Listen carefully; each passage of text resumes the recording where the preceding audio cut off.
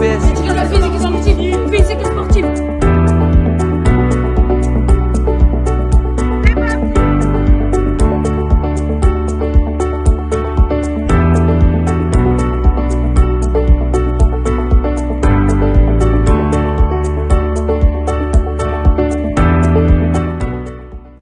Bonsoir, bienvenue pour la dernière soirée de l'EPS de l'année 2025 en garde boxe. Alors ce soir, on va parler boxe.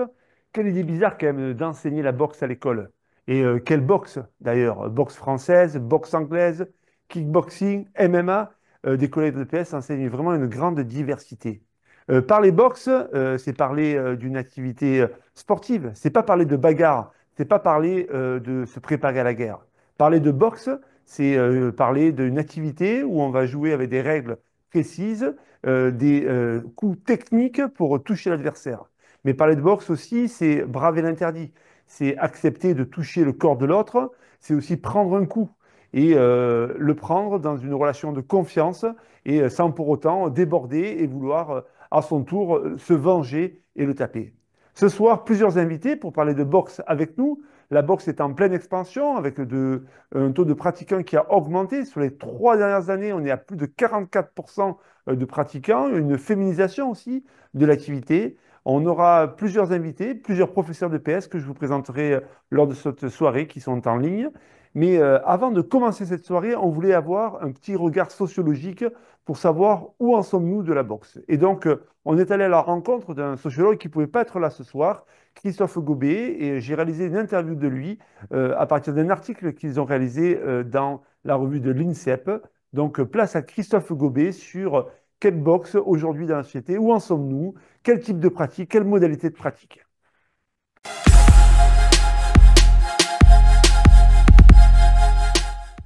Donc, toi, vous avez réalisé avec ton collègue une étude dans le cadre de l'INGEP sur les sports de combat. Alors, quand on parle de sport de combat, de quoi parlons-nous? Alors c'est compliqué parce que quand on parle de sport de combat, pendant longtemps, on a distingué les arts martiaux et les sports de combat. Alors je ne vais pas aujourd'hui essayer de faire une distinction entre les deux parce que le débat n'est pas clos. Euh, Quand on a travaillé sur les données qui nous ont été transmises, c'était des données quantitatives. Ce qui nous a surpris, c'est qu'il y avait énormément d'innovation et de diversité dans les pratiques.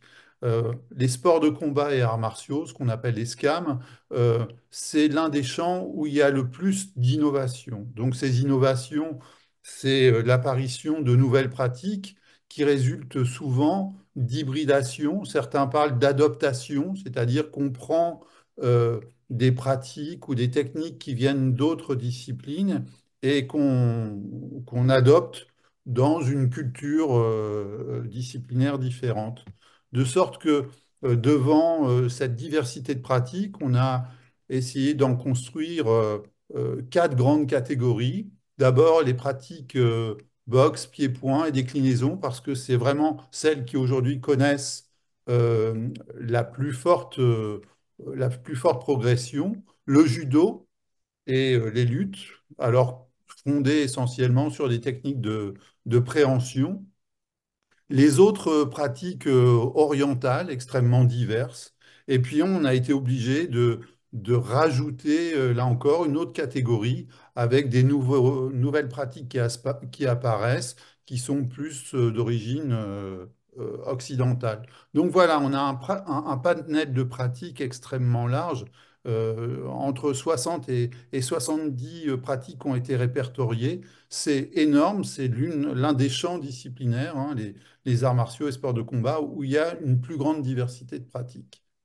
Est-ce que, est-ce que tu peux nous donner une photographie rapide de qui aujourd'hui fait des sports de combat? Alors, les sports de combat sont majoritairement pratiqués par des jeunes et des hommes. Donc ça reste un trait saillant de la pratique des sports de combat et arts martiaux. C'est une pratique très masculine et plus on s'élève dans le niveau, et plus il y a le monopole des hommes. Dans certaines disciplines, dès que vous franchissez un niveau qui correspond à peu près à 5 années de pratique, on a moins de femmes que dans des pratiques comme le rugby. Donc c'est un univers très masculin.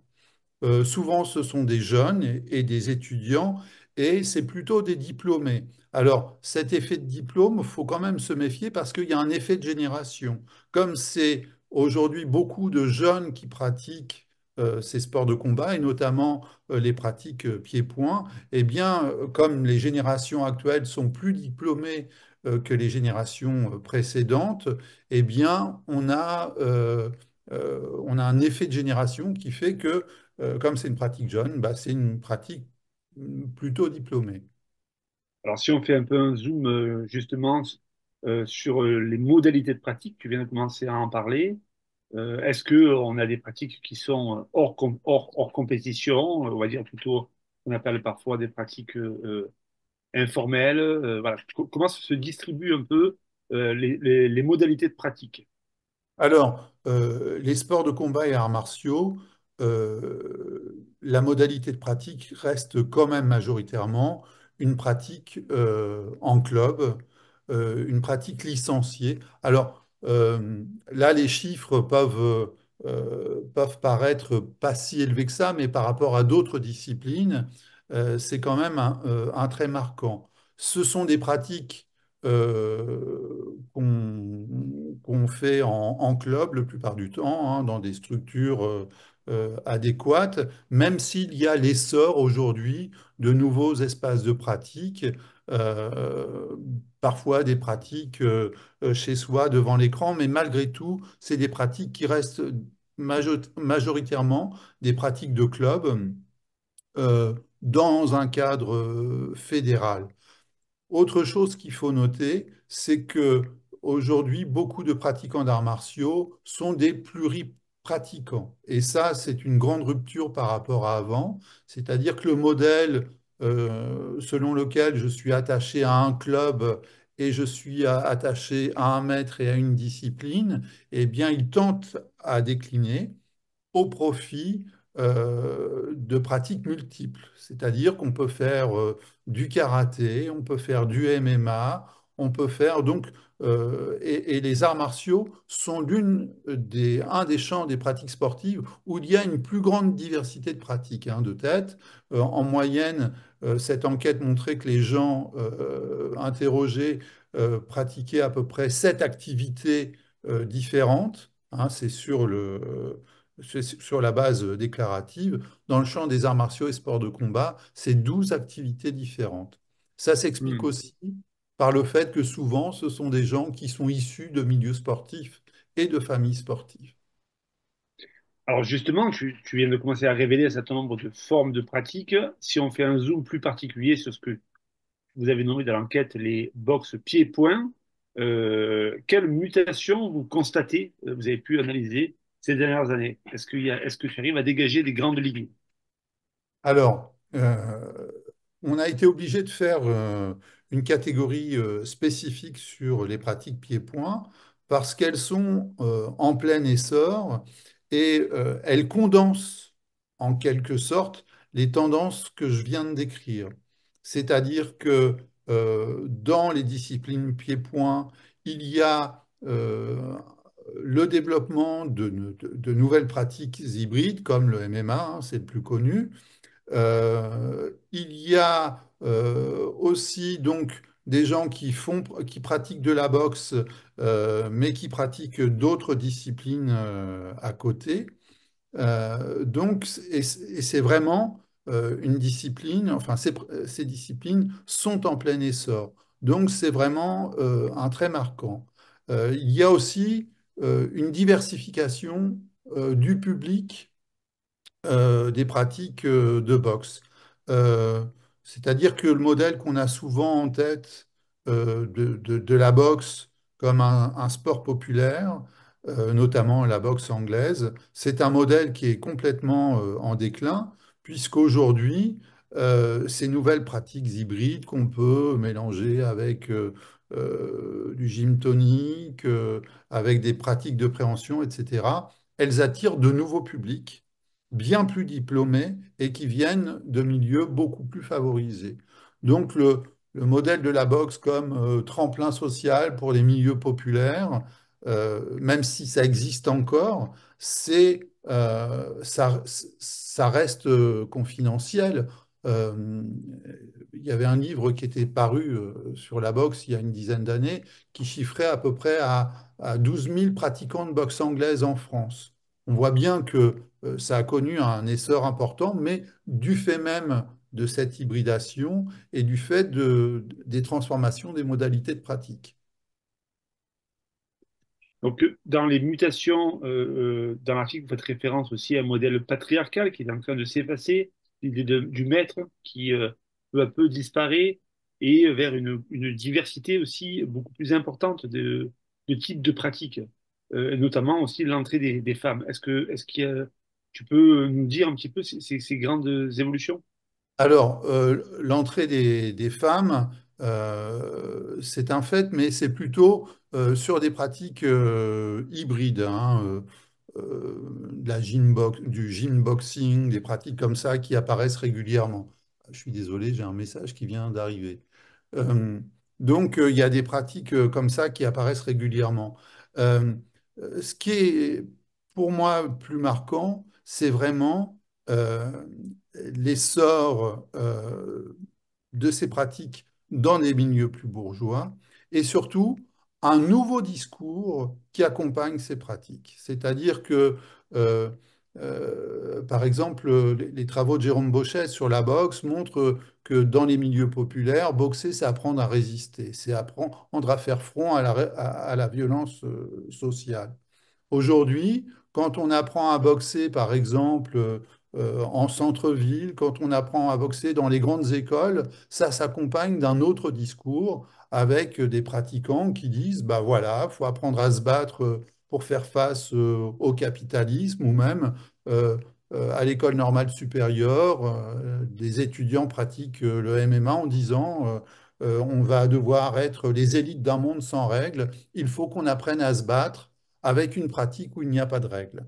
Donc, ce qui est intéressant, c'est de montrer aussi que avec l'essor de ces nouvelles pratiques, il y a un nouveau discours idéologique. Et ce qui me semble aussi intéressant à marquer, c'est que on pourrait penser que du coup, ça marque la fin d'un modèle patriarcal. On pourrait peut-être s'en réjouir, sauf que la fin du modèle patriarcal, ça se traduit par l'essor d'un nouveau modèle beaucoup plus individualisé, où le lien social qui fondait les relations dans le club ou les relations entre le prof et l'élève, eh bien, ces relations-là sont en train de disparaître au profit de pratiques extrêmement individualisées.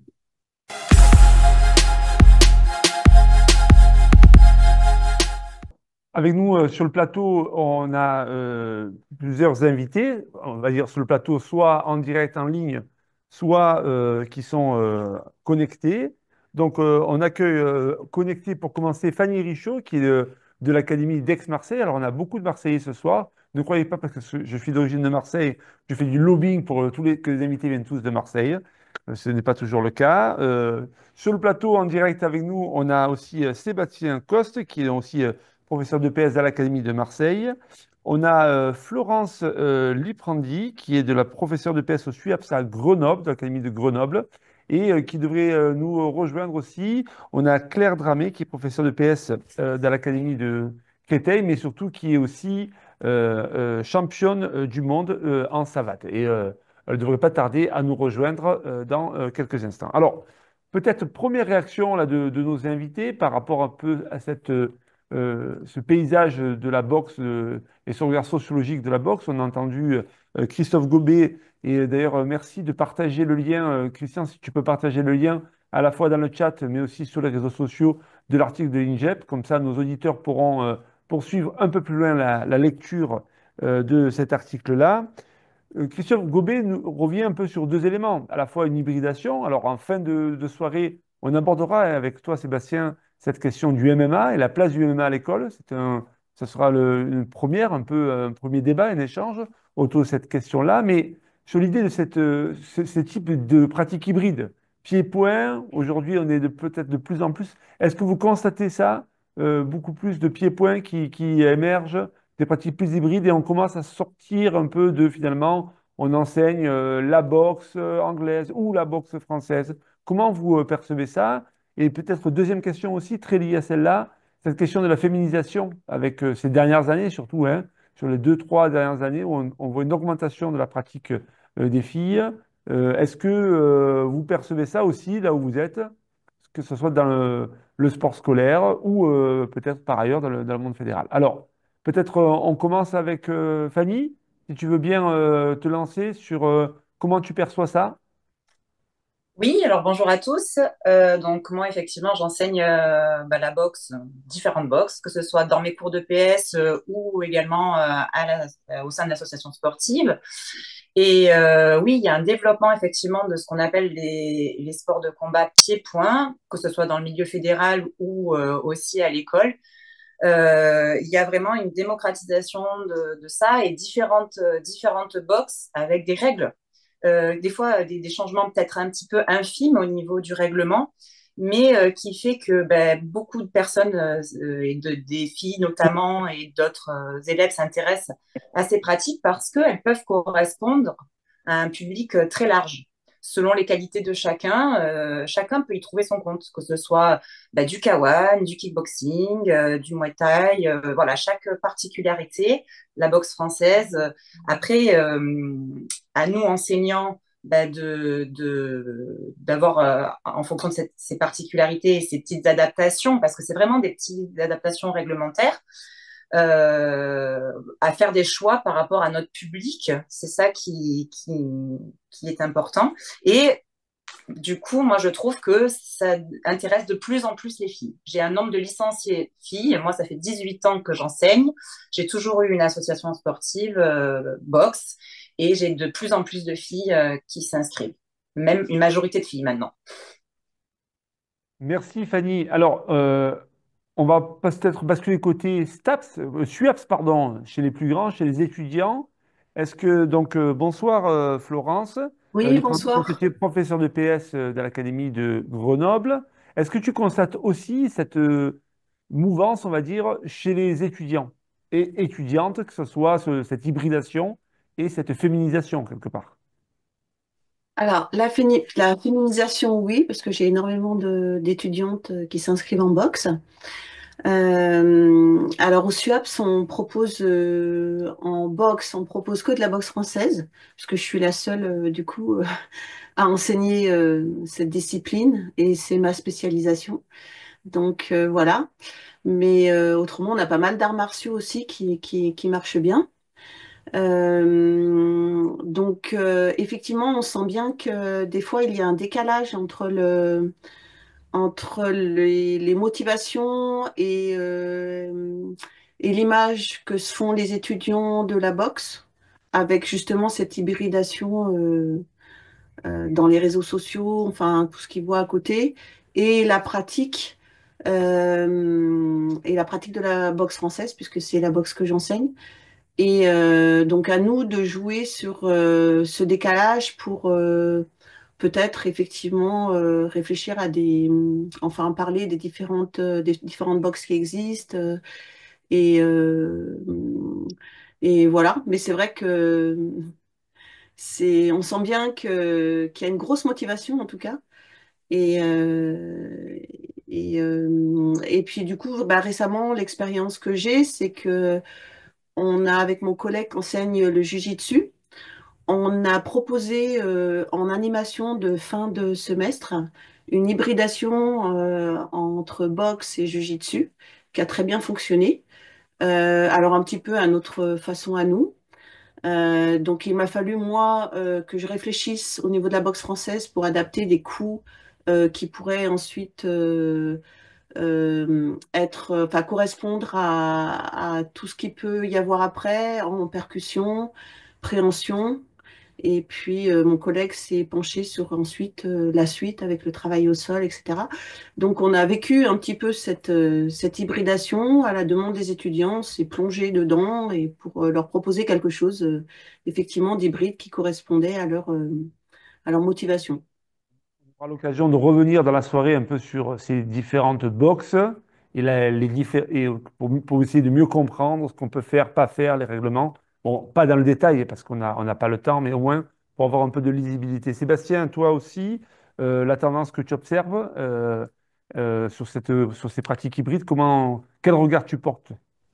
Donc, clairement le même que ce qui a été précédemment dit, c'est-à-dire à savoir au niveau de l'établissement scolaire, au niveau également du club, au niveau également des staffs. C'est vrai qu'il y a une demande vers des sports, des activités de combat qui sont de plus en plus complexes, hybrides. Et en fait, le sens de la complexification, cette recherche en tout cas, elle se justifie à mon avis pour plusieurs raisons. D'une part, ça a été précédemment dit par rapport à une recherche d'efficacité sportive certes, mais également avec un réinvestissement dans la vie. Et ça, on le voit aussi, on peut le croiser avec la sollicitation chez les filles, puisque c'est aussi une manière de se sentir plus en confiance, d'avoir une réelle attitude qui peut être soit perceptive, soit dissuasive, soit carrément en action pour prendre la fuite ou éventuellement interagir, que ce soit dans la rue ou même au niveau des violences conjugales. Il y a également aussi cette recherche de complexité et de polyvalence et d'efficacité, tout simplement parce que au niveau sportif, plus un sport a de possibilités, et ces possibilités sont directement impactées par la réduction du nombre d'aides, et du coup, plus il y a de possibilités, plus on laisse la part belle à la technique et à la stratégie et à la tactique, ce qui permet de compenser les déterminismes physiques innés. Et là, il y a un impact énorme. On va simplifier, mais par exemple en boxe anglaise, quelqu'un qui a une énorme allonge, qui va très bien utiliser son jab, c'est-à-dire le coup essentiel, mais qui est qu'une part infime de la boxe au final, va arriver à neutraliser la majorité de ses adversaires. Hmm. Alors que plus on va rajouter des armes, des trajectoires, des possibilités et des changements de niveau en allant vers une hybridation de plus en plus grande, et plus la possibilité sera grande de contourner ces déterminismes. D'accord, alors merci à tous les trois. On va passer maintenant en ligne avec Claire Dramé. Merci beaucoup Claire d'avoir réussi à te libérer entre tes différentes activités, à la fois de sportif de haut niveau, de prof de PS, de prof de section sportive et d'une maman aussi en plus qui cherche à ce que ses enfants soient sportifs. Donc voilà, donc tu es peut-être dans un entre-deux, hein, Claire, toi, tu es donc professeur de PS dans l'Académie de Créteil. Tu as été aussi récemment, en plus, championne du monde en savate. On a réalisé une interview de toi dans le magazine numéro 2 du SNEP FSU, où justement on revient un peu sur ta pratique, ta passion pour la boxe et ta volonté aussi de la partager avec tes élèves, justement, pour les engager vers de plus en plus de boxe et des boxes. Alors, Claire-Marie, donc être champion du monde, pardon, être champion du monde en savate boxe française en assaut, ça veut dire quoi exactement? Est-ce que tu peux nous expliquer pour les auditeurs qui ne connaissent pas trop la boxe française savate, c'est quoi? Alors, bah, déjà, la boxe française savate, c'est une boxe qui utilise les poings et les pieds. Avec les pieds, on a des chaussures. Et donc, la spécificité de la boxe française, c'est qu'on doit donner des coups de pied avec les chaussures. Donc, les frappes avec les tibias sont interdits. Les parades avec les tibias sont interdits. Et on doit aussi armer les coups, donc bien pivoter et armer son genou. On n'a pas le droit de balancer ses jambes. Ensuite, en boxe française, on a deux types de formes de pratique, comme dans beaucoup d'autres disciplines de boxe d'ailleurs. Et on les appelle le combat et l'assaut. Donc, dans le combat, c'est recherche d'efficacité, voire même de KO, hein. Plus on va aller vite au KO, plus on termine rapidement son combat. Et la deuxième forme de pratique, c'est l'assaut. Et donc l'assaut, on n'a pas le droit à la puissance. Donc là, ce qui va prédominer, c'est le nombre de touches qu'on va mettre à son adversaire, sa variété technique et son intelligence tactique. Voilà. Et donc les championnats du monde, qu'est-ce que ça veut dire? Ça veut dire que c'est les meilleurs de chaque pays qui, en tout cas, participent à ces championnats, qui se rencontrent. Et voilà. Donc c'est un championnat où il y a des poules, des quarts, des demi jusqu'à une finale. Donc, toi, tu as participé là, c'était de l'assaut, hein, donc c'est Oui, plutôt la deuxième forme que tu as présentée. tout à Euh, fait. on a vu là, on a passé quelques images hein, où on te voit combattre contre une autre boxeuse. On voit l'intensité, on voit aussi la rapidité. Pour ceux qui n'ont jamais fait de boxe, il faut vous essayer même à jouer. Vous verrez que très rapidement, c'est une activité très cardiaque. Alors, comment tu gères cette question-là? Parce que ça demande quand même beaucoup d'entraînement. Ça ressemble à quoi le quotidien d'une prof de PS qui, en plus, cherche à performer au haut niveau? Alors, juste précision, la vidéo qui est passée, c'était en combat. Du coup, c'est quand je faisais encore du combat. Je dirais que pour les deux formes de pratique, il y a quand même deux préparations différentes. Donc, quand je faisais du combat, c'était très, très intense. Donc, le matin, j'avais une séance de... Je déposais les enfants à l'école. Après, j'avais une séance de renforcement musculaire, préparation physique. Le midi, j'avais séance de fractionné, 3 fois par semaine le fractionné. Et le soir, j'avais des mises de gants, 3 fois par semaine les mises de gants. Donc, c'était, je sais pas moi, 15 heures d'entraînement par semaine. Et quand j'ai fait l'assaut, j'ai beaucoup réduit le renforcement musculaire à la préparation physique parce que j'avais moins besoin de développer la force musculaire, on va dire. Donc la séance du matin, elle était beaucoup plus light. Par contre, fractionner les midis, ça c'est obligatoire parce que comme vous l'avez dit, bah, le cardio c'est prioritaire et les mises de gants aussi le soir. Donc pour l'assaut, je dirais 10 heures d'entraînement par semaine. Après, comment on s'organise, c'était la deuxième question. Bah, du coup, voilà, je vous réponds, c'est que les moments où je travaille pas et j'ai pas les enfants. Donc, le matin, je déposais les enfants à l'école, je m'entraînais et après, j'allais au travail. Le midi, bah, je déjeune pas, je vais courir. Et le soir, bah, je rentrais à la maison, je m'occupe d'abord des enfants et puis une fois qu'ils ont mangé et douché, qu'ils sont prêts à aller au lit, bah, je repars à l'entraînement. Voilà. C'est une grosse intensité. Alors toi, tu as pratiqué la boxe dans différents contextes, tu as dit du combat, de l'assaut, et depuis très longtemps, puisque ça fait un moment que tu es prof de PS et que tu enseignes la boxe, tu as choisi de l'introduire dans les programmations pour les élèves. Et qu'est-ce qui t'a motivé à introduire, au-delà de ta passion personnelle, pour toi, pourquoi tu considères que ça doit être une activité qui doit être enseignée à l'école? Alors, elle développe plein de qualités auprès des jeunes. Il y a les qualités physiques, donc au niveau du cardio, comme on l'a dit, donc ça leur permet d'avoir euh, voilà, une bonne qualité physique à ce niveau-là. Ça développe la souplesse, ça développe l'anticipation, la prise d'information, le fait de faire des choix rapides et efficaces. Et après, il y a toutes les qualités aussi cognitives et psychologiques, on va dire. Donc, ça fait gagner confiance en soi. Ça crée aussi des liens très forts entre les élèves, puisque la boxe, c'est un sport où on se donne. Et du coup, ça crée vraiment un affect entre les jeunes. On parle bien d'équipe de boxe, de team. On monte tout seul sur le ring, mais tout le reste, c'est vraiment un travail en commun. Donc, ça crée des liens très forts entre les élèves. Voilà. Et donc, pour toutes ces raisons, c'est vraiment pour moi un sport indispensable à mettre en place en EPS, dans sa programmation. Et alors, tu enseignes dans deux contextes quand même assez différents, hein, à la fois le monde, on va dire, de l'EPS, c'est-à-dire des élèves qui viennent sans forcément choisir, mais aussi des élèves en section sportive, puisque toi, tu as une section sportive dans ton établissement scolaire et où tu les amènes aussi régulièrement en compétition. Alors, est-ce que tu peux nous dire, est-ce que tu fais pas exactement la même chose? C'est quoi la différence? Est-ce que tu peux souligner un peu, pour toi, les points les plus marquants de ces contextes un peu différents? Alors, en EPS, on est sur découverte de l'activité et puis maîtrise des compétences des programmes. Donc, on n'est pas sur une recherche de performance, on va être surtout sur une maîtrise technique et puis l'apprentissage des règles de l'arbitrage, du jugement. Il y a une petite recherche de performance, mais c'est pas l'objectif final. Alors qu'en section sportive, je suis clairement sur la performance. Vraiment, vraiment à fond sur la performance, l'objectif compétitif et voilà. Donc ça va être la grosse différence entre l'EPS et la section sportive. D'accord. Alors, on va, avant de glisser sur justement, mais un peu comment on peut s'y prendre pour engager en éducation physique et sportive la boxe, parce que c'est quand même une question qui est vraiment revenue très fortement dans les collègues qu'on a pu rencontrer pour préparer la soirée. Je vous propose un petit détour par l'actualité de l'éducation physique et sportive.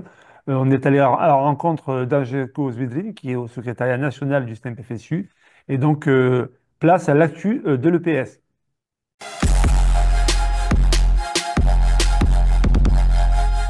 L'interview du président Macron sur les questions d'éducation physique et sportive à l'école montre qu'il persiste et signe dans sa communication présidentielle qui est complètement coupée de la réalité de ce qu'est l'éducation physique et sportive et le sport à l'école, j'y reviendrai, et de l'autre côté qui ne sert que des intérêts qui sont à l'inverse de ceux que nous portons. Pour nous, pour le SNEP-FSU, le sport à l'école existe bel et bien à travers l'enseignement de l'éducation physique et sportive et l'animation des activités sportives dans le cadre de l'association sportive. Tous les autres dispositifs, et notamment les dispositifs promus par le président Macron, à savoir les 2 heures de sport en plus de l'EPS, ne sont là que pour mettre en concurrence le monde sportif et l'enseignement de l'éducation physique et sportive, notamment. Donc pour nous aujourd'hui, j'évoque très brièvement 30 minutes d'activité physique quotidienne à l'école primaire, qui encore plus ne sont pas une activité de l'enseignement de l'EPS adaptée évidemment à l'âge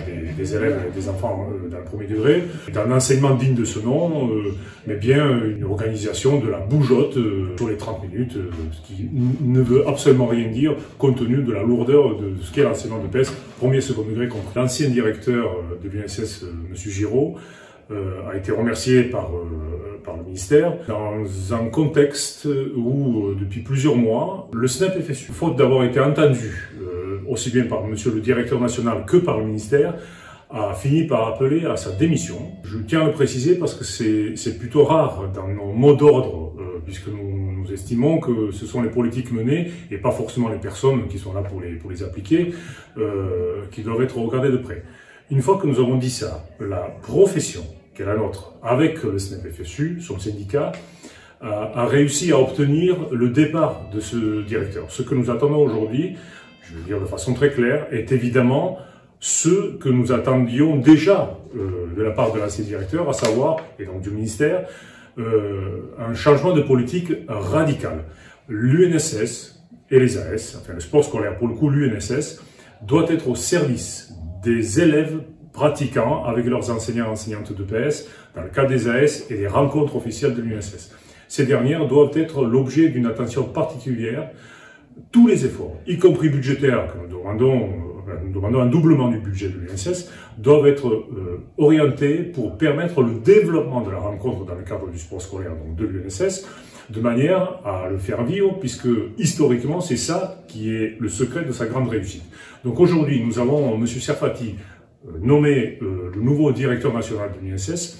Nous attendons de lui, mais également de Madame la ministre, puisque je rappelle qu'elle est la présidente de l'UNSS, des mesures fortes et des ruptures radicales allant dans le sens de ce que demande notre profession, qui s'est tant engagée dans le mouvement contre les politiques menées ces dernières semaines et mois.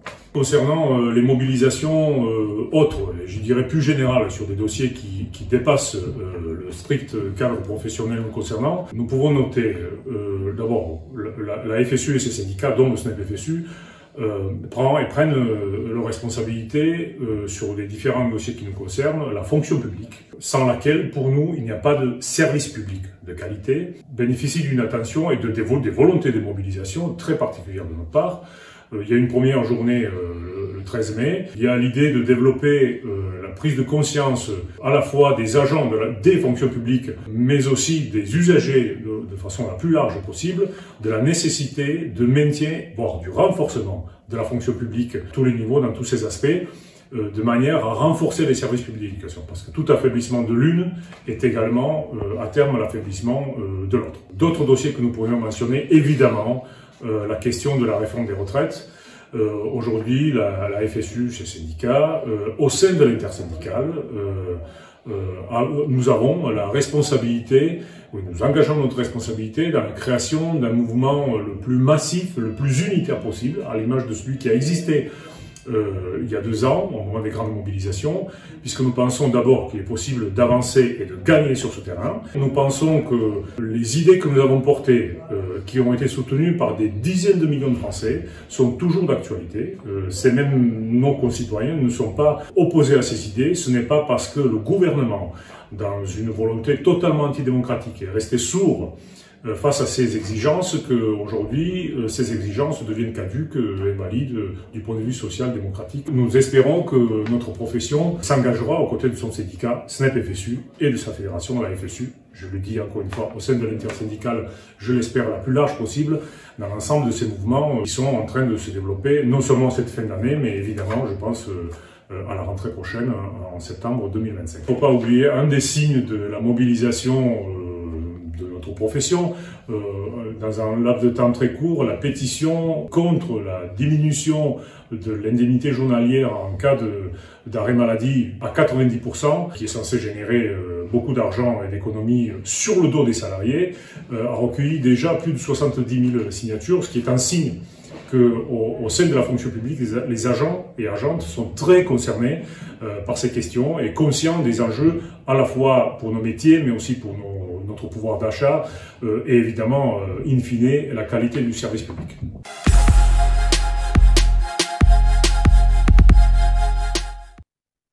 Sébastien, merci. Donc, toi, tu es prof de PS dans l'Académie d'Aix-Marseille.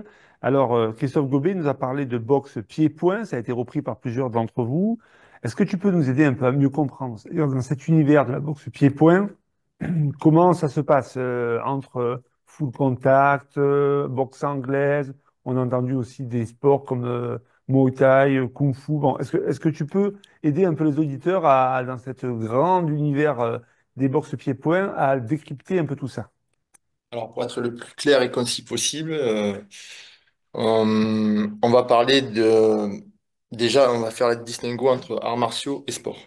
Donc, on va dire que les box pieds-poings sont des activités d'opposition duelle sportive, essentiellement de percussion, utilisant comme arme simultanément les membres supérieurs et inférieurs, du coup, plus de boxe anglaise, dans une pratique réglementée et matériellement protégée à minima par des gants de boxe. Voilà. Ça, on peut le définir comme ça.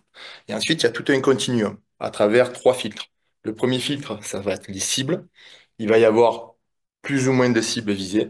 On va commencer par du full contact, où là, il y aura essentiellement le haut du corps et uniquement, alors il y a les cibles, les trajectoires et les armes utilisées. Par exemple, le full contact, ça sera des trajectoires relativement libres, contrairement par exemple à la boxe française, où ça sera des trajectoires réglementées, stéréotypées. Et les armes, ça sera que les pieds. Que les pieds, tout comme la boxe française, des pieds chaussés. Et ensuite, petit à petit, il va y avoir de plus en plus de trajectoires libres, de plus en plus de cibles, avec notamment des cibles au niveau des cuisses. Là, ça va être sur du kickboxing. Il va y avoir également des cibles au niveau des jambes, c'est-à-dire en dessous le genou, avec l'utilisation de calf kick qui vont être utilisés à partir du K1 et jusqu'à du Sanda et du Muay Thai. Et il va également y avoir au niveau des trajectoires libres et des possibilités, et des armes utilisées, il va y avoir également du genou, avec, à partir du K1. Il va y avoir également des coudes et même parfois en plus, bon, j'ai pas parlé des tibias qui étaient rajoutés aussi par rapport à l'utilisation que des pieds, et également des possibilités de tête pour aller jusqu'à la boxe birmane qui est le Letway.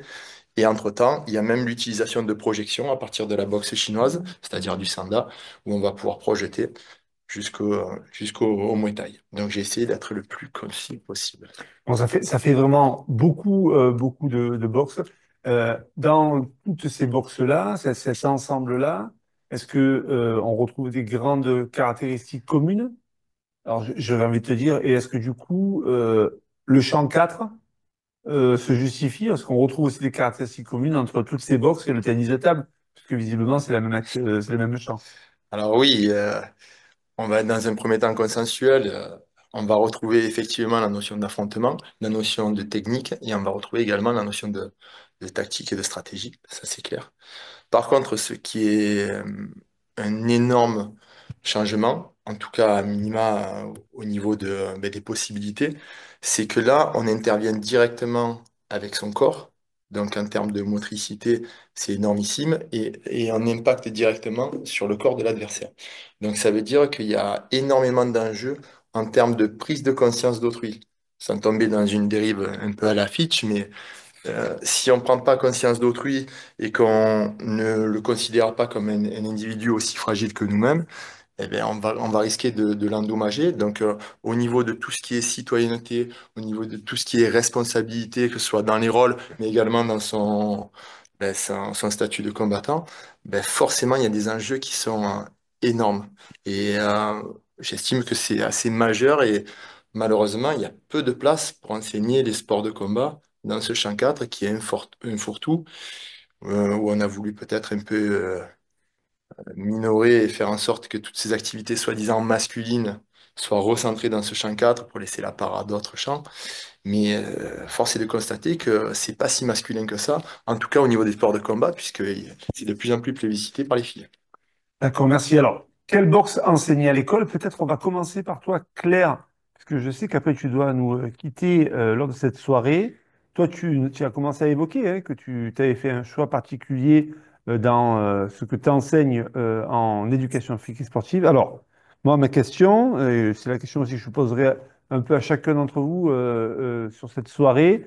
Qu'est-ce que vous avez choisi d'enseigner avec vos élèves? Et si vous pouvez nous dire pourquoi finalement vous êtes rentré plutôt dans tel ou tel type de boxe, parmi, on va dire, l'univers des boxes pieds-points que vient de présenter Sébastien.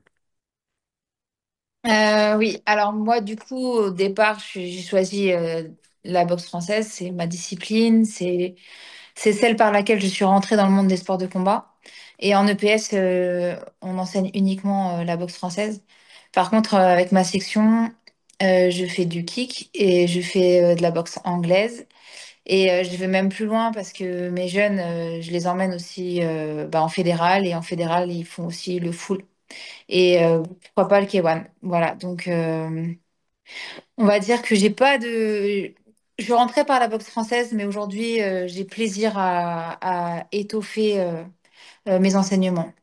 Par contre, tout ce qui est préhension, c'est vraiment pas mon univers. Donc, bah, j'ai entendu parler Sanda, et puis Jiu-Jitsu, MMA, tout ça, je vais pas y arriver. Mais pied-point, il n'y a pas de problème. Les collègues qui doivent se lancer, toi tu dis la française, mais qu'est-ce qui, je sais pas, qu'est-ce qui te conduit à dire plutôt la française, par exemple, que le full?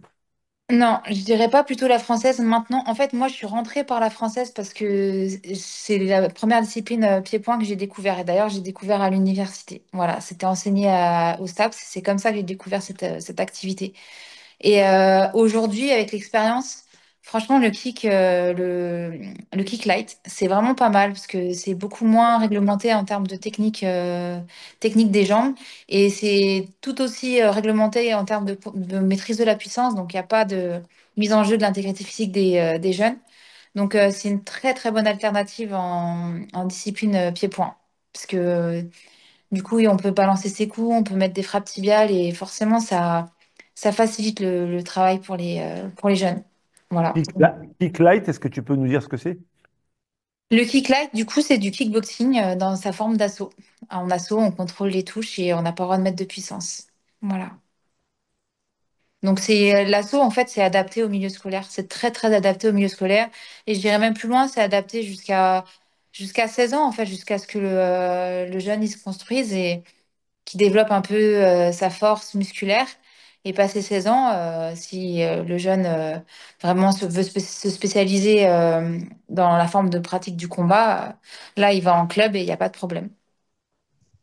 Florence, toi tu restes à l'université sur la française. Tu n'as pas fait d'hybridation ou tu n'enseignes pas d'autres activités, tu restes quand même sur la française. Tu es une... Alors, oui, alors c'est pas forcément un choix, c'est que j'ai que 4 heures d'intervention. Donc, pour des raisons complètement, il n'y a pas de, en fait, il n'y a pas de salle de boxe, voilà, à Grenoble. Et du coup, j'enseigne dans un gymnase et voilà. Mais du coup, je vais peut-être plutôt aussi parler, enfin, si vous voulez, des étudiants, mais ça fait que 6 ans que je suis au SUAPS. Et en fait, le début de ma carrière, j'ai plutôt enseigné dans le second degré. Tout d'abord en collège, puis en lycée pro, en lycée. Et partout où je suis allée, j'ai enseigné la boxe française et j'ai aussi eu des AS boxe française. Alors pourquoi la boxe française pour moi? Parce que ben comme j'ai été formée en boxe française à l'université aussi, voilà, en STAPS. Et puis après j'ai continué en tant que compétitrice. Et c'est vrai que c'est une discipline. Bah, je suis rentrée du coup dans les sports de combat par la boxe française. Alors ça ne veut pas dire du tout que je suis fermée aux autres activités, d'où mes expériences d'hybridation. Il faut savoir qu'à mon époque, pour les femmes, la compétition n'était ouverte qu'en boxe française. C'est-à-dire que moi, je faisais aussi un peu de boxe anglaise, j'aimais bien ça, mais j'avais pas le droit de pratiquer de la enfin, c'était pas ouvert à la compétition. Voilà. Puisque c'était donc ça a été ouvert enfin, la boxe anglaise a été ouverte à la compétition aux femmes en fin des années 90. Voilà. Et après, ben, pour revenir à votre question de pourquoi la boxe française et ses avantages, enfin, donc pourquoi enseigner la boxe française à l'école plutôt qu'une autre boxe, ben, je parlerai en fait, de la richesse technique qui est très variée. Peut-être de la distance qu'elle impose qui en sortent, enfin, qui a peut-être un peu plus de sécurité et de par la technique des coups qui est un peu plus, on va dire, avec vraiment des touches rebonds, qui amène à plus de sécurité, peut-être. Mais Florence, c'est clair, mais j'ai envie de vous poser comme question, est-ce que vous ne croyez pas que déjà, avec les points, ça suffit pas? Pourquoi vouloir en plus introduire les pieds? Il y a déjà tellement à apprendre, la distance de frappe. euh, est-ce que c'est pas trop sur un cycle? Non, c'est au contraire, enfin, au contraire, ce qui est intéressant, c'est de la différenciation de la distance point avec la distance pied, et ça crée une vraie richesse et une variété d'apprentissage en fait. Voilà. Donc non, moi je trouve que c'est et puis ben au niveau de la représentation des élèves, c'est vrai que le sport pied-point est quand même, enfin c'est plutôt une motivation aussi du côté des élèves de proposer du pied-point. Enfin, moi, D'accord. ce que j'ai vécu dans le passé et dans le présent, en fait, c'est ce que je ressens, que ce soit chez les étudiants ou chez mes anciens élèves dans ce Claire, domaine. ça marche. Claire, peut-être dernière petite relance par rapport à cette question-là. Pourquoi vouloir introduire les pieds? Est-ce que finalement les points ne permettent pas déjà d'étudier beaucoup de choses à l'école du point de vue de la boxe? Oui, ça permet de travailler beaucoup de choses. Après les points, du coup, on est vachement centré sur le visage. 80% des touches au visage et du coup bah, même en tant que pratiquant c'est pas évident hein, de prendre 80% des touches au visage donc il y a ça et aussi en anglaise finalement on va pas développer du tout les compétences de souplesse donc c'est pourquoi je trouve que là avec les box pieds-points on peut c'est plus complet et c'est moins focus sur une seule cible. Voilà, je trouve ça plus complet. Après, j'adore aussi la boxe anglaise. Mais pour l'enseigner en EPS, dans notre objectif de développer un maximum de compétences, je préconiserais les sports pieds-points. Fanny, toi aussi, tu es plutôt sur la boxe française, en tout cas sur une boxe pied-point. Est-ce que tu fais spécifiquement que de la boxe française avec tes élèves en EPS, ou est-ce que si tu ouvres vers d'autres activités parmi l'ensemble de ce qu'a pu présenter Sébastien, qu'est-ce qui te freine pour pas faire d'autres activités pied-point éventuellement? Alors non, moi, rien ne me freine, hein. Je suis un peu comme Claire, je me suis ouverte petit à petit à pas mal de pratiques. Et moi, ce que j'ai envie de dire, en fait, aux collègues qui nous écoutent, c'est ça va être le choix, il va être fonction de pas mal de choses et des objectifs que l'on vise et aussi des moyens qu'on a à disposition. Je pense que, par exemple, choisir entre du kick ou de la savate, Ben, comme elle a dit Claire, la savate, c'est avec des chaussures. Le kick, ça se fait pieds nus. Donc déjà, si on a une installation avec des tatamis, ben, il est plus logique de choisir du kick que de choisir de la boxe française. Si on est dans un gymnase, mettre les élèves pieds nus et faire de la française avec les risques de se casser les orteils, etc., moi, je ne préconise pas. Donc, on va plutôt choisir de faire de la française et toucher avec le pied, avec la chaussure. Donc, il y a tous ces choix-là aussi. Il faut avoir une petite connaissance de l'activité pour faire des choix en connaissance de cause et qui sont le plus adaptés aux moyens que l'on a. Peut-être qu'aussi, pour faire du kick, il faut des protèges tibia et puis des protections au niveau du coup de pied. Donc, ça demande d'équiper tous les élèves. Peut-être que des établissements n'ont pas les moyens d'équiper tous les élèves. Donc, on va plutôt être orienté sur la boxe française, puisque la chaussure va protéger le pied. Enfin, il y a plein de choses comme ça. C'est des petites choses qui sont importantes, je pense, à prendre en compte. Donc, les appétences de l'enseignant, sur quoi il a été formé, les moyens qu'on a à disposition, ce qui aussi plaît aux élèves. Et je pense qu'avec tout ça, on peut faire des choix. Et il n'y a pas un choix meilleur que l'autre. Hein. Boxe anglaise, c'est très bien aussi. Voilà, hein, moi je l'enseigne aussi. Je l'enseigne à l'UNSS.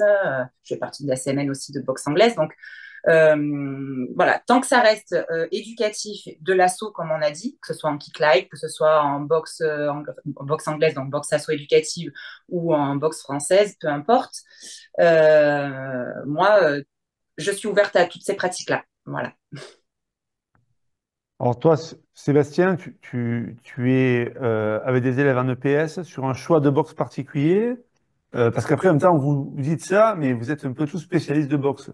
Moi, finalement, je vais dire, bon, attends, déjà, j'ai commencé à comprendre ce que c'était la française. Là, vous me dites, maintenant, il faut faire du full, après du full light. Bon, comment on s'en sort dans cet univers? Euh, et puis, est-ce que vraiment c'est très important quoi, de faire un choix particulier ou de dire, bon, ben, je fais un sport pied-point et pas la peine de vraiment le nommer. Euh, quel intérêt de le nommer, d'avoir une filiation finalement sportive? Alors, l'intérêt de le nommer, c'est déjà d'avoir une connexion avec son origine culturelle. Ça, Hmm. c'est important. Et faire le lien avec des représentations, sachant que parfois, ça peut être quelque chose de néfaste, les représentations, mais souvent, c'est quelque chose sur lequel on peut surfer facilement. Maintenant, moi, à titre perso, je me suis un petit peu entêté à faire de la boxe française, qui était vraiment très bien, mais le problème, c'est que je suis en lycée. Et en fait, aujourd'hui, après 20 ans d'expérience, j'en arrive à ce constat un peu tardif. C'est pour ça que j'essaye d'inciter mes collègues. Je suis dans une super équipe dynamique, mais j'arrive pas à les persuader, malheureusement.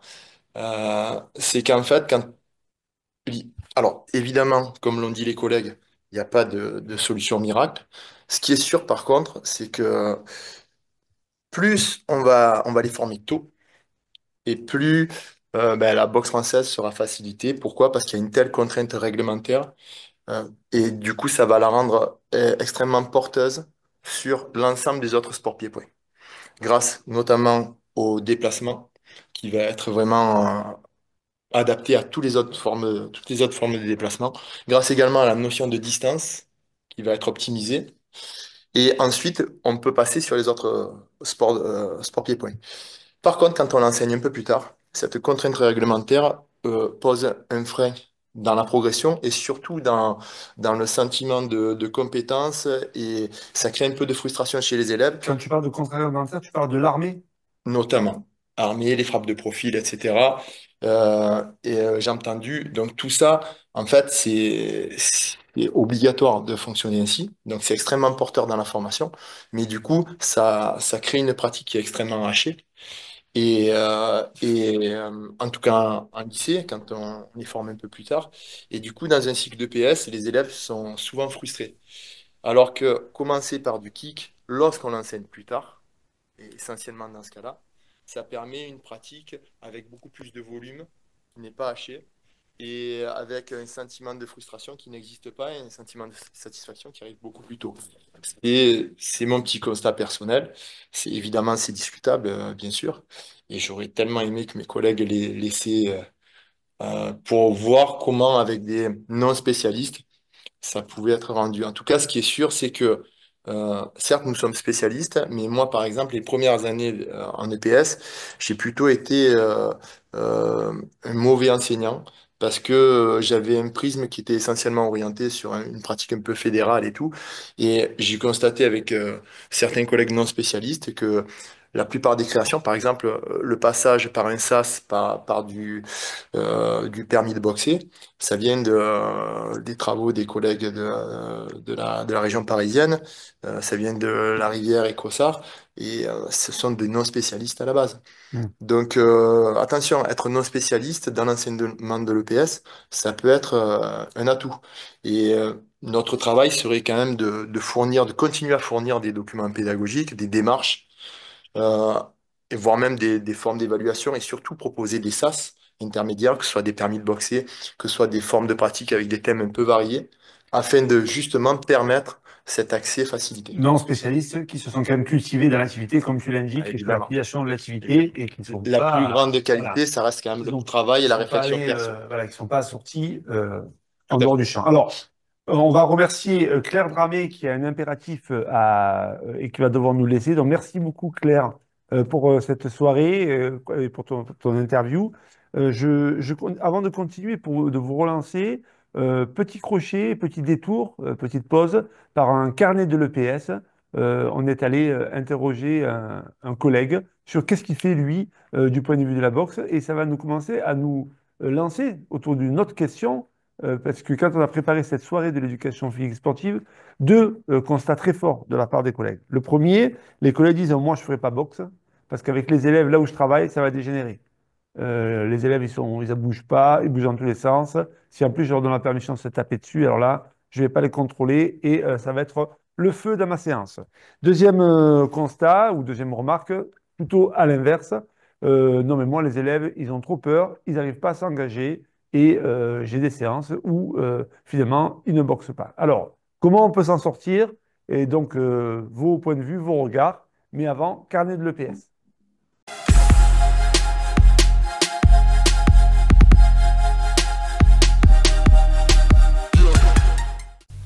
Bonjour, je m'appelle Pierre Huilot et suis professeur d'EPS dans l'Académie de Normandie.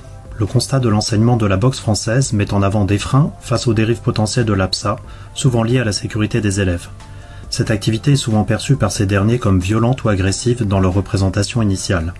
Pour ma part, ces représentations peuvent être modifiées grâce à l'enseignant, en permettant aux élèves de développer des gestes techniques, esthétiques, efficaces, répondant à un projet tactique de boxe tout en dépassant une approche uniquement techniciste.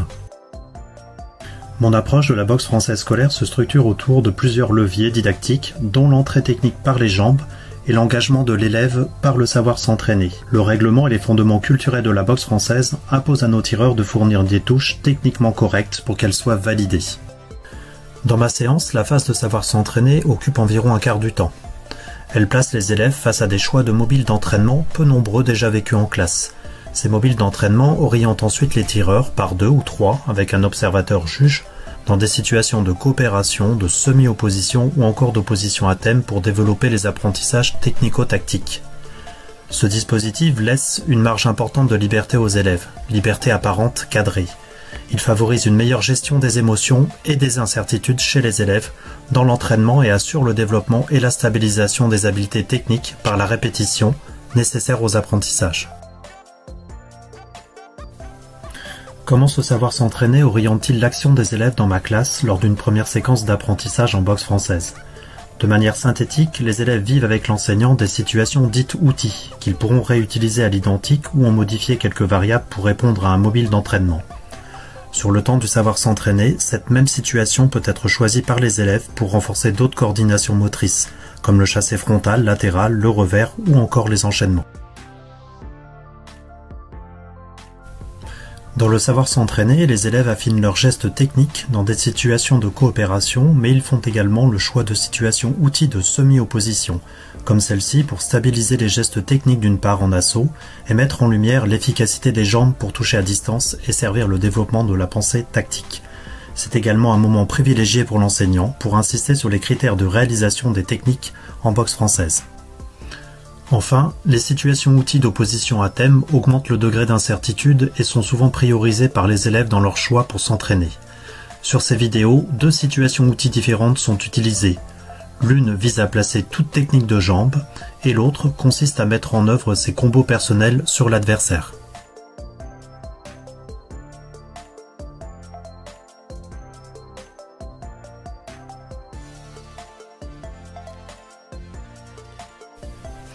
D'après Carole Sèvres, en EPS, on ne peut ignorer l'apprentissage technique.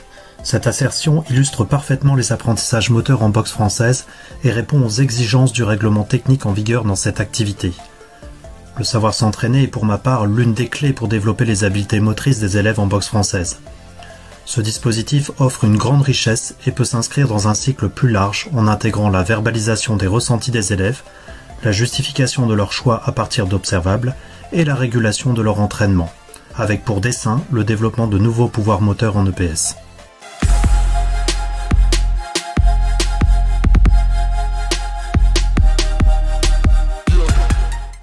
Merci à Pierre Hulot. Donc là, on a une entrée singulière, particulière, un choix. Alors, Fanny, toi, tu fais comment pour lancer tes élèves en boxe? C'est quoi un peu ta stratégie, sans te positionner forcément en disant je suis d'accord ou pas d'accord avec Pierre, mais voilà, comment tu t'y prends, toi, pour permettre à justement à gérer un peu cette tension entre ceux qui se déborderaient d'énergie et ceux qui seraient un peu timorés et qui finalement n'oseraient pas entrer en boxe. Oui, alors effectivement, pour rassurer les collègues qui ont peur que ça dégénère, euh, je pense que c'est un manque de formation déjà à la base parce que une méconnaissance de l'activité. Parce que justement, tu vois, mon expérience personnelle, j'ai une stagiaire cette année dans mon établissement qui n'est pas du tout spécialiste boxe. Évidemment que on l'a formée, on lui a apporté des choses sur l'activité. Et là, en fin d'année, elle nous dit que c'est l'activité où elle a eu le moins de débordements et le moins de problèmes de gestion de classe. Donc, il y a pas mal de leviers, et c'est ce qui est dit dans la vidéo, là, il y a pas mal de leviers qui peuvent permettre d'éviter ce genre d'écueil et de crainte. C'est déjà un cadre, on va dire, une installation du matériel et un cadre qui fait référence au cadre culturel, hein. Les élèves en boxe sont dans un ring ou dans une enceinte, peu importe la boxe qu'on choisit. Et déjà, ils sont donc dans un espace qui est très restreint et avec un cadre réglementaire, un coin rouge, un coin bleu, des repères qui sont là à chaque leçon et tout au long de la séquence. Et puis, avec tout ce qui va être mis en place, l'apprentissage de l'arbitrage, voilà, de plein de choses. Donc, en fait, cet écueil, ça va dégénérer, c'est un écueil que l'on peut faire aussi, j'ai envie de dire, en sport collectif, hein. Un match en basket peut aussi dégénérer. Ah, j'ai jamais la balle, je vais me mettre sur le côté, je fais pas. Donc, c'est juste, je pense, là, un manque de formation initiale, un manque d'outils, et avec des petites choses un petit peu simples, on arrive à cadrer et à faire en sorte que, justement, ça ne dégénère pas. Et pour l'inverse, les élèves qui ont du mal à s'engager, ça, on le voit plutôt à partir de la quatrième, hein, parce que bon, sixième, ils s'engagent bien. Généralement, en quatrième, c'est un peu plus compliqué. Il y a effectivement la crainte, comme disait Claire aussi, le visage, comme le disait Sébastien, c'est le corps qui est engagé, hein, et il faut accepter d'être touché, de se désorganiser, d'aller toucher le corps de l'autre, d'être touché. Donc, c'est quelque chose de pas simple. Et ça aussi, c'est des petits outils, il y a des petits leviers qui sont sur le levier émotionnel, hein. On va jouer sur le plaisir, sur le jeu, justement. Ça peut être même une forme au départ collective, de petits jeux en échauffement collectif, où on évite le face-à-face. Et petit à petit, ensuite, on y arrive avec des petits touches épaules, des choses comme ça. Il y a plein de jeux et il y a plein de livres là-dessus. Il faut se renseigner. Mais Est-ce que tu peux nous donner un exemple de jeu? oui, alors d'ailleurs, quand on avait fait la soirée sur les émotions en boxe, hein, il y a la vidéo, peut-être qu'on pourra y retourner. Enfin, les gens pourront retourner, voilà, ils pourront regarder. Il y a des situations Donc, des petits jeux que les élèves connaissent, hein, le jeu du chat et de la souris. Un chat donc ils sont quatre dans une enceinte, hein, avec un chat et plusieurs souris. Au départ, on se déplace en boxe, on n'a pas le droit. Voilà, le face à face, il existe toujours. On n'a pas le droit de tourner le dos. On se déplace, on peut même demander même de se déplacer avec les bras, les mains dans le dos, hein, et on cible le ventre. Et donc, venir toucher le ventre de l'autre. Et puis, dès qu'on est touché, on devient chat. Des petites choses comme ça. Et ça, c'est évolutif. Et moi, je vois que quand je rentre des fois en face à face par des touches-épaules, il y a des élèves qui refusent. Hop, je passe sur du collectif. Et là, le sourire revient. Et on le voit dans la vidéo, hein, de la dernière fois d'une élève. Le sourire revient. Et là, on se prend en jeu parce qu'on n'est plus qu'avec une seule personne en face de soi. On en a plusieurs. Et il y a l'émulation collective. Et voilà. Donc, il y a plein de petits leviers comme ça. Mais ça, voilà, c'est des choses, c'est des billes qu'il faut apporter dans la formation initiale des enseignants et puis dans la formation continue aussi. Merci Fanny. Donc on pourra tout à fait faire un lien dans cette soirée-là vers la soirée précédente Tout à fait. où tu avais pu présenter plus dans le détail avec des vidéos ta démarche. Alors donc toi tu insistes vraiment, hein, sur le cadrage spatial, Oui, c'est-à-dire le dé de ring apparent. Tu utilises des élastiques pour que vraiment les rings soient bien démarqués. Tu insistes sur les couleurs bleu, rouge. oui, on le voit ça aussi dans la vidéo, Voilà, effectivement. tout un espace finalement d'organisation très marqué qui, pour toi, est significatif pour faciliter l'entrée et après Et tu, ça a tu- du tu joues. sens pour les élèves parce que Et c'est ça. culturellement, le coin rouge, le coin bleu, ça a du sens. C'est des repères et ça a vraiment du sens culturellement pour les élèves. Donc, ils y adhèrent très, très Hmm. rapidement et ça les cadre vraiment. Fanny, merci. Florence, toi, avec donc en te référant à ton expérience d'enseignante de PS ou dans ta Mhm. façon aujourd'hui avec les étudiants, je pense que tu as largement puisé sur l'éducation physique et sportive. C'est toujours un effet loupe et accélérateur du point de vue on va dire des problèmes à résoudre qu'on a dans l'enseignement ou l'entraînement des activités. Tu t'y prends comment pour permettre cette entrée? Des débutants, qu'ils soient jeunes, moins jeunes, plus Mhm. étudiants. Écoute, déjà, enfin, je trouve que faut vraiment déjà avoir ciblé un petit peu le groupe à qui on a affaire ou la classe. C'est-à-dire que, alors moi, je suis obligée de démarrer tout de suite sans connaître le groupe à la fac. Mais par contre, quand j'étais dans le secondaire, je préconisais de ne pas démarrer un premier cycle. On découvre la classe avec de la boxe, parce que je pense que c'est important déjà de connaître la classe, d'avoir instauré des règles, un climat de confiance avant de peut-être de démarrer l'activité boxe. Voilà, donc c'est ce que je préconise aux collègues éventuellement. Et ensuite, comme le dit Fanny, il existe plein de petites situations qui vont dédramatiser l'activité boxe. Euh, C'est-à-dire que effectivement, le toucher-épaule, alors moi je le fais d'une façon avec effectivement ils sont trois, donc j'instaure tout de suite l'idée d'arbitrage en fait, et c'est la première touche qui compte.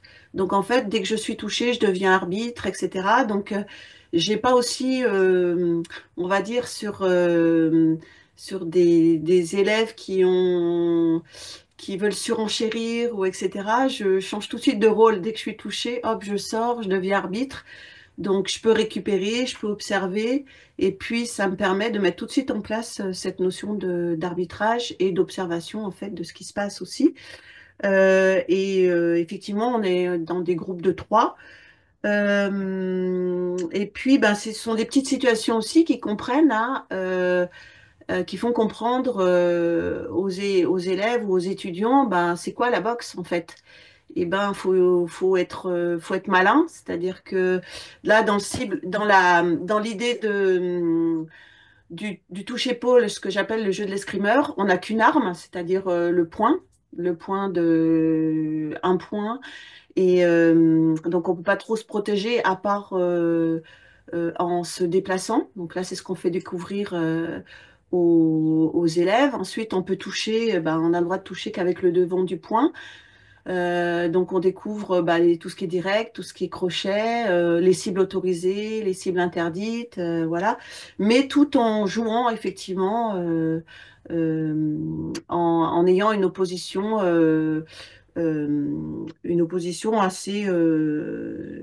assez faible, quoi. Enfin, contrôlée. D'accord. Voilà.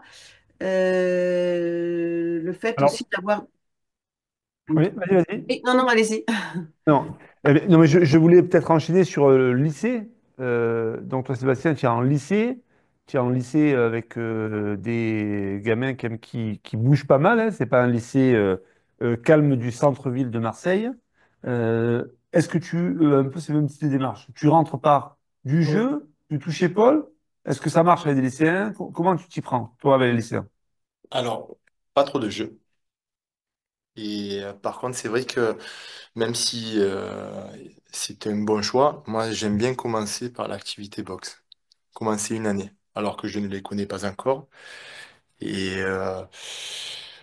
commencer déjà par ce qui est sûr, c'est une opposition graduée, ça c'est clair et net. Rapidement, du coup, de faire une entrée comme ça avec des élèves qu'on ne connaît pas, on est obligé de prendre le maximum d'informations rapidement et de réaliser quels sont ceux qui sont dans la réticence pour justement les préserver et faire énormément de différenciation pédagogique, ça c'est clair. Alors, tu rentres comment? Parce que tu dis pas de jeu, c'est-à-dire tu fais quoi? On rentre, alors, moi, mon entrée, elle se fait par, en quelque sorte, une démonstration technique. Alors, c'est pas tout à fait une démonstration, puisque ça va être soumis au passage d'un permis, en fait. Et en fait, il y a le permis de toucher, mais il y a également le permis aussi de défendre. Donc, je dissocie les deux, et lorsqu'on a les deux, on peut passer déjà sur une opposition assez marquée, Donc relativement toi, libre. les permis, Les permis, c'est-à-dire c'est de la finalement la coopération. réalisation technique de gestes en duo, ce qu'on appelle la pratique du duo, C'est vrai. voilà, c'est un préalable à l'assaut. Exactement, exactement. Ça permet déjà un peu de différer le moment où, au niveau affectif, ben, il va y avoir peut-être une difficulté. Donc, du coup, en la différant, ça permet aussi de travailler sur les représentations et justement de les casser un petit peu, ou malheureusement, encore pour beaucoup, boxer, c'est ce qu'ils voient dans les films ou ce qu'ils voient dans les combats pro, et donc c'est la recherche du chaos, etc. Donc, casser ces représentations-là, les rassurer en étant dans du partenariat et tout en accédant à de la sécurité. La sécurité, être confiant dans ses capacités de parade. Donc, en général, je fais une entrée par les parades de protection, donc mettre des boucliers. Et en même temps, le partenaire qui crée les décalages, on commence à créer du déplacement. Donc, dans un premier temps, sur essentiellement de l'anglaise, même si c'est un cycle de pied-point. Et ensuite, on fait le même système avec les pieds de façon à vraiment réduire la focale sur de la technique, du déplacement, tout en ayant le contrôle sur le partenaire et en le rassurant. D'accord. Alors, Florence et Fanny, vous, cette façon d'entrer par des permis comme un préalable, sans vouloir t'inquiéter, mais c'est plutôt ce que tu proposes, Oui, hein, oui. à l'assaut, euh, vous n'avez pas la même entrée. Est-ce que vous pouvez nous dire pourquoi, ou peut-être que vous avez la même entrée? Alors, j'y vais. Oui, quelque part, j'ai cette logique-là également. Donc moi, les situations de jeu, ça va être des situations d'échauffement pour que tout le monde adhère. Et ensuite, effectivement, il y a cette graduation comme ça, où il y a toujours un passage dans ma leçon, on va dire, de partenariat. Ce qu'on peut appeler le duo, ce qu'on peut appeler le passage de grade, parce que ça fait appel au passage de grade dans la référence culturelle, parce que ça aussi, ça donne du sens aux élèves où, comme disait Claire, on monte seul sur le ring, mais on est une équipe. Donc, on s'entraîne avec des partenaires qui vont échauffer. Le boxeur va monter sur le ring en lui montrant les cibles, ou en se laissant toucher, etc. Donc, ça, c'est quelque chose d'important où on apprend la technique, où on n'a pas, on limite l'incertitude parce que c'est ça qui est très compliqué pour les élèves. Hein. C'est cette incertitude, cette gestion des émotions là où ben, je sais pas quand je vais recevoir un coup, je sais pas où, je sais pas avec quelle cible, avec quelle arme. Donc il y a beaucoup d'incertitudes. Et avec le duo, on peut limiter ces incertitudes, en laisser qu'une, puis après en avoir plusieurs. Et ça, c'est important. Donc, c'est un permis de boxer, c'est un permis aussi pour après toucher le visage, etc. Il y a plein de choses. Et oui, j'adhère complètement à la manière d'entrer dans l'activité de Sébastien. Je pense qu'on est tous comme ça. C'est la logique fédérale, hein. En, en boxe française, puisque bon, c'est la référence, ce qui a enseigné à la fac, et puis les profs de PS sont le plus formés sur cette boxe-là. Il y a un passage de grade. Il en existe aussi en kick. Enfin, il y a un passage de grade avec des D'accord. gants de couleur. Alors, et il y a une question qui est arrivée dans le chat sur la question de la tête, tête ou pas tête. Je sais que c'est un débat aussi qui vit beaucoup dans le monde de la boxe. Alors, on pourrait presque dire tête ou pas tête en escalade, un peu de la même façon. Alors, est-ce que boxer sans la cible de la tête, ça fait partie pour vous d'un des possibles en boxe, ou vraiment tous les trois, vous êtes plutôt sur une entrée de la boxe avec la cible de la tête intégrée d'emblée avec ce que vous avez indiqué, hein. Je pense une certaine progressivité, une gradation, etc. Florence, peut-être, et puis alors, de façon très courte, puisque ensuite on voudrait consacrer la dernière petite partie de l'émission sur la question du MMA et d'avoir un tout début de réflexion autour de ce sujet-là. Oui, et ben, alors pareil, ça dépendra du niveau des élèves. Et puis, en fait, moi, j'enlève pas la cible tête qui n'est pas forcément, enfin, tous les coups ne sont pas faits pour toucher. C'est vrai que travailler on va dire, des coups en ligne haute va permettre d'avoir une boxe plus riche et me permettre, par exemple, de viser un coup visage, mais en fait sous forme de feinte. Voilà. D'accord. Et c'est pour ça qu'on ne peut pas dire, bon, on enlève complètement la tête. Après, moi, au niveau de la touche réelle, c'est-à-dire que je veux toucher réellement le visage, j'autorise si je sens effectivement que c'est contrôlé chez les élèves, je vais autoriser la touche du front, par exemple, en direct. Enfin, voilà. D'accord. Et ensuite, pour les touches pied-visage, je vais en autoriser certaines. Donc ça, je le fais, j'ai surtout fait dans le cadre de... Alors ça, c'est pas peut-être pas au cours d'un premier cycle, mais à condition que ça soit une cible doublée, parce qu'elle sera beaucoup moins puissante que si je viens toucher directement avec le pied à la tête. Voilà, en fait, je ne dis pas non, il ne faut pas toucher la tête, mais je mets des conditions et ça dépendra du niveau, enfin, de niveau de mes élèves. D'accord, merci. J'aurai cerné, et Fanny, c'est moi qui donnerai l'autorisation ou non à un moment donné, de dire oui, de cible. maintenant vous avez le droit de toucher à la tête ou pas, mais dans ces conditions-là. Fanny, tu es un peu sur la même démarche? Alors oui, moi je suis complètement sur la même démarche. J'utilise très rapidement la cible visage en point parce qu'avec les gants, effectivement, il y a du rembourrage et on touche au front et accepter de se faire toucher. Et puis la construction de la garde est importante. Si on met pas de touche visage, on va avoir des élèves qui vont avoir une garde très basse et du coup, il y a plus beaucoup de cibles. Le cible corps, elle est complètement protégée. Enfin, ça enlève énormément de possibilités. Donc, je suis pour la cible visage et à certaines conditions. Et ensuite, avec les pieds, effectivement, bah, il y a un permis de boxer, qu'on autorise petit à petit, et les élèves ont envie parce qu'ils voient certains qui sont autorisés, pas eux. Donc, il y a quelque chose aussi qui les fait évoluer de manière, enfin, au niveau technique, parce qu'ils ont envie de eux aussi toucher visage. Et derrière cette question de toucher visage, moi, je dirais un peu plus loin, c'est question casque ou pas casque. Ça aussi, ça a été un gros débat. Et moi, j'ai eu, enfin, si je peux me permettre, cette expérience de vouloir absolument protéger mes élèves. Donc, protège-dents, moi, je le demande. Mais le casque, j'ai démarré, je mettais le casque tout le temps à mes élèves parce que j'avais, comme ça, j'avais l'impression de les protéger et qu'il pouvait rien leur arriver. Et je me suis aperçue que finalement, avec le casque, ils tapent plus fort. Ils se permettent plus de choses. Ils font attention les uns aux autres sans casque, hein. Ils font très attention. Dès qu'on met la cible visage et qu'on leur dit vous ne vous protégez pas, vous acceptez la touche au front, ben, celui qui donne la touche, il fait très attention. Même des fois, certains ne veulent pas. Donc, il ne faut pas croire qu'ils ont envie de se faire mal et de se taper les uns les autres dessus, vraiment. Il y a, comme disait Sébastien, il y a la prise de conscience du corps de l'autre, on sait ce que ça peut faire sur nous. Donc, ils font attention à tout ça. Donc voilà, cible visage, pour moi, ça reste très important.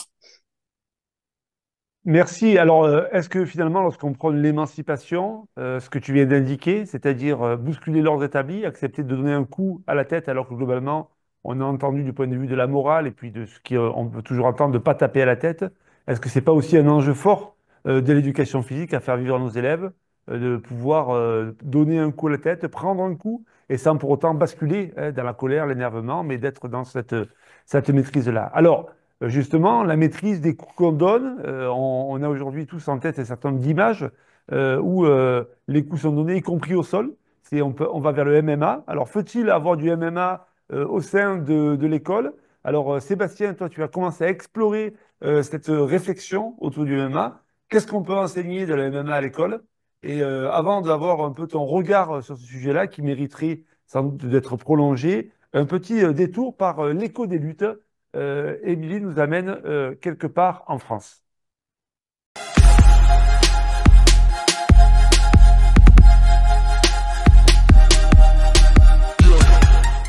Salut tout le monde. Ce soir, je vous emmène dans le 93, et plus précisément au collège Paul Bert de Drancy. Mais d'abord, un petit point sur le 9-3. Le 30 novembre 2023, le rapport d'information sur l'évaluation de l'action de l'État en Seine-Saint-Denis livre un constat amer. Le département le plus pauvre de France est également le plus sous-doté en matière d'éducation, de santé, de justice et de sécurité. Les acteurs de l'éducation ne baissent pas les bras et au contraire se mobilisent fortement pour réclamer un plan d'urgence pour l'éducation pour le 93. En Seine-Saint-Denis et partout ailleurs, le constat est le même. L'éducation nationale va mal. On n'en est plus à demander des moyens pour enseigner correctement. On en est à demander des moyens pour que les élèves soient en sécurité. Les élèves dans les couloirs se poussent, il y a des élèves qui sont repartis avec les pompiers sur des blessures. Les élèves n'ont pas accès aux toilettes. Ok, on va essayer de comprendre pourquoi le collège Paul Bert déborde. Actuellement, nous avons 804 élèves. Il faut savoir que le collège est quand même construit au départ pour 700 élèves. Au collège Paul Bert, on a un AED pour 140 élèves. Et il y a eu un élément qui a relancé la lutte. La proposition de DSG qui nous informait qu'on avait 2 ouvertures de 6e en plus, avec une moyenne à 29,3 élèves sur l'ensemble de nos 6e. Donc ça porte un total à 9 6e. On a envoyé de multiples lettres aux différents acteurs administratifs, à la directrice de la DSDN, Madame Lair, au département, à Monsieur Troussel. Et on a sollicité Monsieur le député de notre circonscription, Monsieur Ali Diouara, député qui s'est fait percuter par des élèves à l'intercours. Il nous a fait un courrier de soutien qu'il a envoyé au département, à la DSDN, et dans la foulée on a fait la même chose avec la mairie qui a aussi fait le même courrier de soutien pour le département et la DSDN. Et les parents se sont indignés et ils ont suivi presque naturellement finalement notre mobilisation, ce qui nous a permis nous d'enclencher un mouvement de grève le lendemain. Et le vendredi, un collège mort. Et ça a tellement été suivi que finalement on a pu reprendre tout de suite après les vacances. On a été en grève le lundi et le mardi on a eu collège mort où là encore il y avait moins de 10 élèves je crois sur la journée devant la DSDN pour manifester notre colère. Le bureau EPS a fourni à l'ensemble des 40 collègues qui étaient présents ce jour-là des sifflets. Grâce à leur vacarme, l'adjoint les reçoit pour nous annoncer que nous avions du coup un AED supplémentaire pour notre collège. Regonflé de ce succès, toute notre petite troupe s'est déplacée devant le département. Grâce au sifflet, au conseil départemental, ils leur ont promis du coup ils l'ont écrit une date d'audience avec l'ensemble des acteurs, donc mairie, DSDN et département et des collèges concernés pour qu'on puisse parler sectorisation pour la rentrée 2026. Vous aussi, vous vous demandez pourquoi on entend les sifflets mais qu'il n'y a personne sur les vidéos. L'an dernier, lors des mobilisations, les photos des enseignants ont tourné sur les réseaux et 4 d'entre eux ont reçu des menaces de mort sur Snapchat. Alors, ils sont prudents. 4 heures.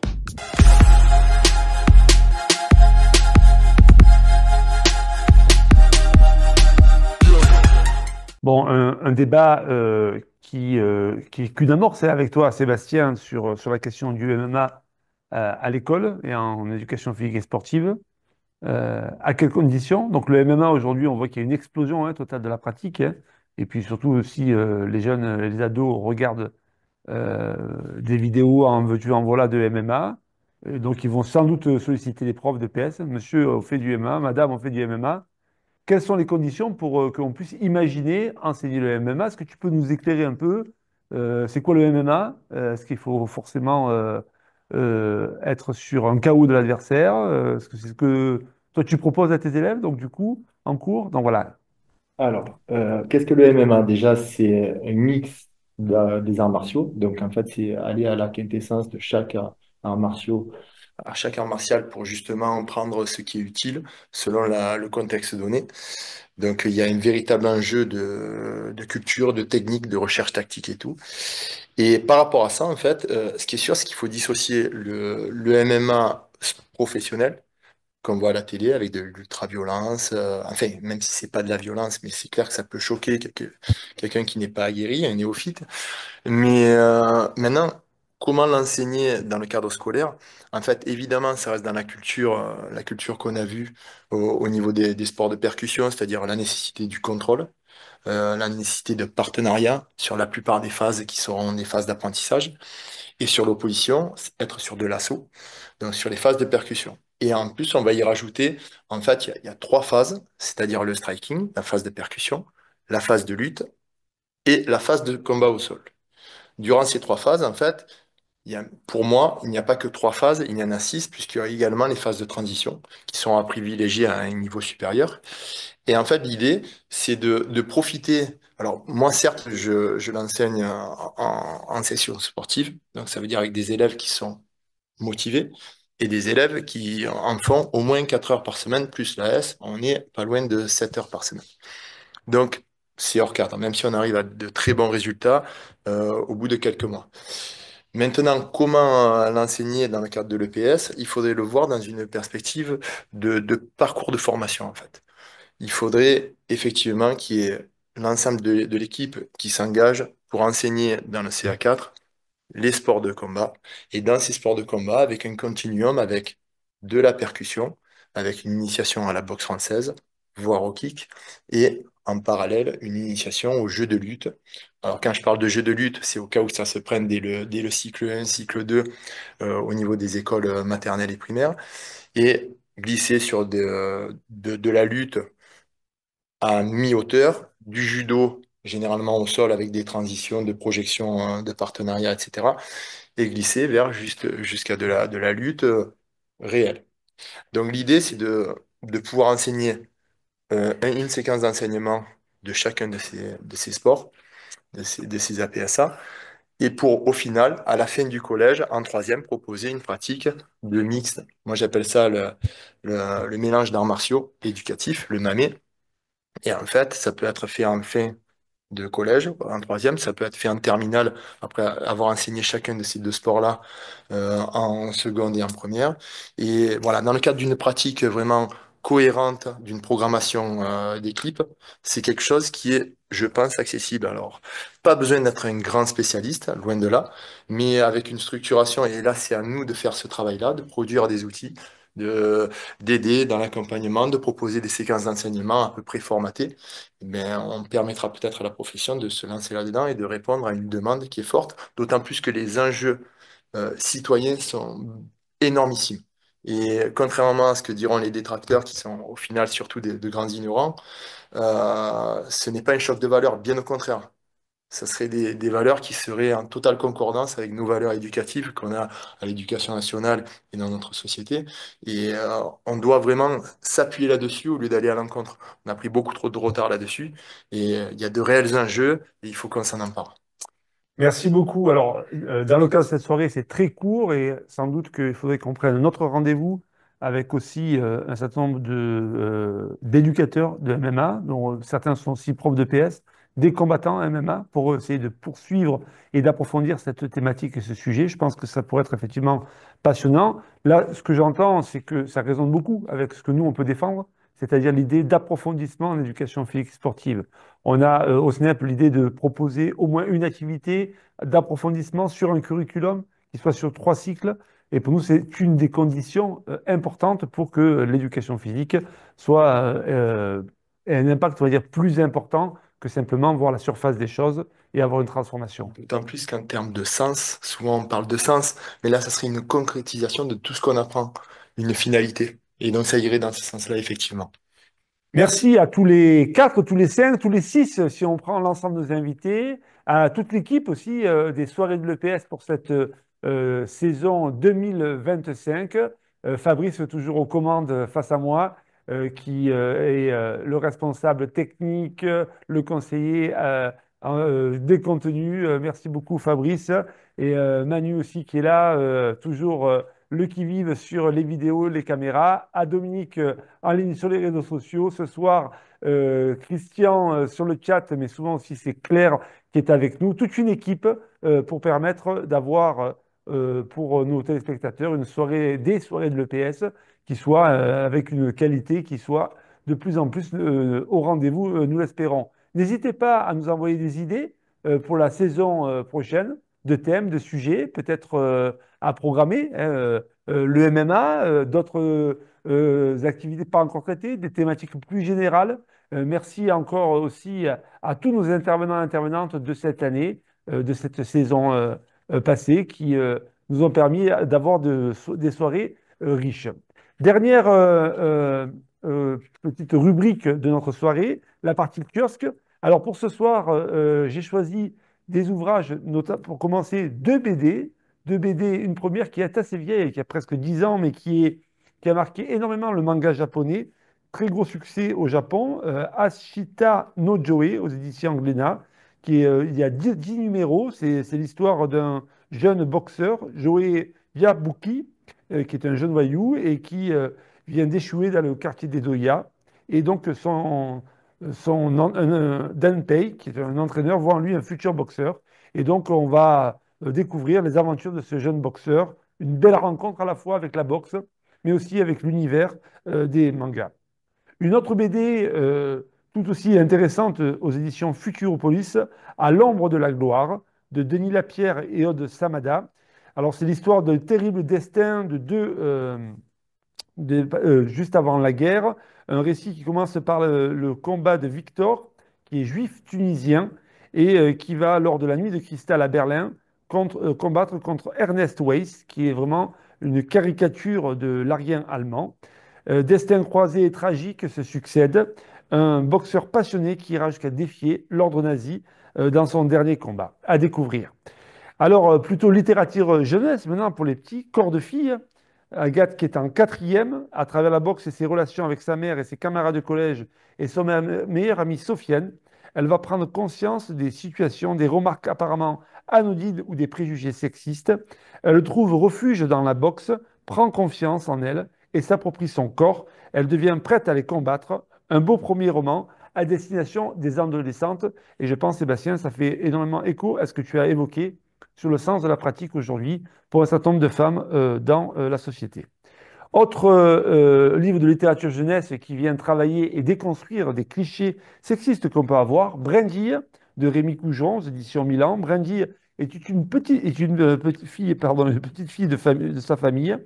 Elle a chez elle que des grands frères très costauds. Alors, un vrai paradis pour une fille protégée par ses grands frères. En fait, pas vraiment, parce qu'elle devait négocier pour pouvoir enfin jouer au piano et se battre systématiquement pour savoir qui allait faire les tâches ménagères. Alors, du coup, elle décide de s'entraîner à la boxe pour libérer du temps. Elle finit par une citation magnifique, car si les poings sont faits pour s'ouvrir, les doigts sont faits pour s'envoler. À méditer pour tous ceux et toutes celles qui essayent justement de démocratiser la boxe. Se faire respecter, un ouvrage de sociologie de Hakim Boualassi qui explore les modalités de l'engagement des jeunes adultes résidant dans les quartiers populaires et dans des pratiques de boxe anglaise et de bodybuilding aux États-Unis, mais aussi en France, dans les banlieues françaises.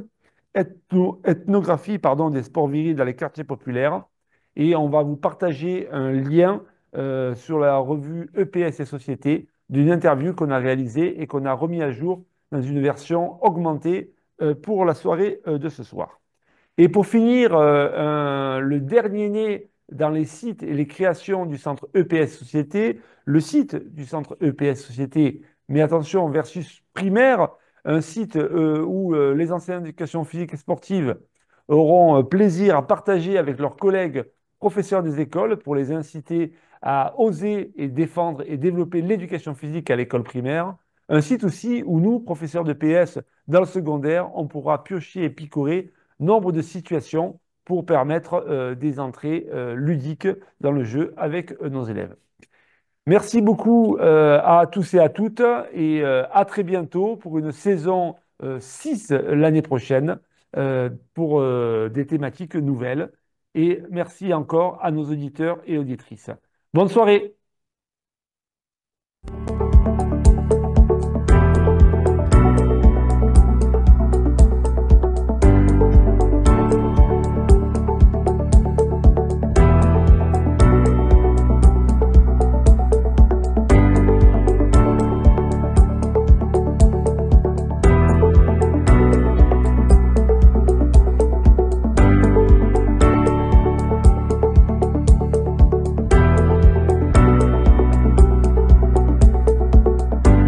C'est-à-dire quoi EPS? Éducation physique et sportive.